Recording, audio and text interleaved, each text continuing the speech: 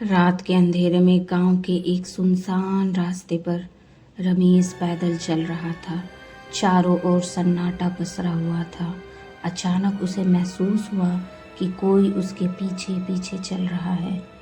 उसने पीछे मुड़कर देखा, लेकिन कोई भी नहीं था। रमेश ने सोचा शायद यह उसका वहम है और फिर से चलने लगा। लेकिन कुछ ही कदम आगे बढ़ते ही उसे फिर से वही आहट सुनाई दी।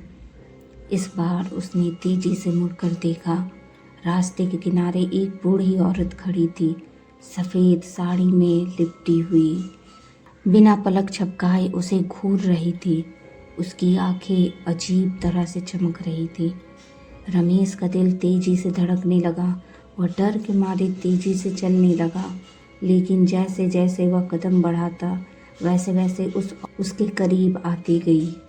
आखिरकार रमेश ने दौड़ना शुरू किया। वह जितना तेज दौड़ता वह औरत उतनी ही तेजी से उसके पीछे आती।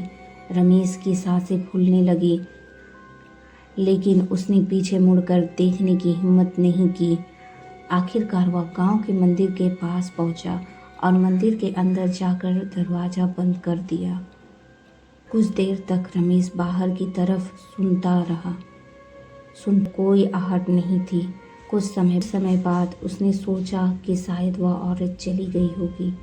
वह धीरे धीरे दरवाज़ा खोलने लगा, लेकिन जैसे ही उसने दरवाज़ा खोला वह औरत दरवाजे के ठीक सामने खड़ी थी।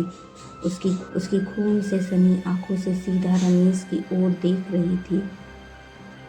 उसके बाद रमेश की चीखें पूरे गांव में गूंज उठी, लेकिन किसी ने उसे फिर नहीं देखा।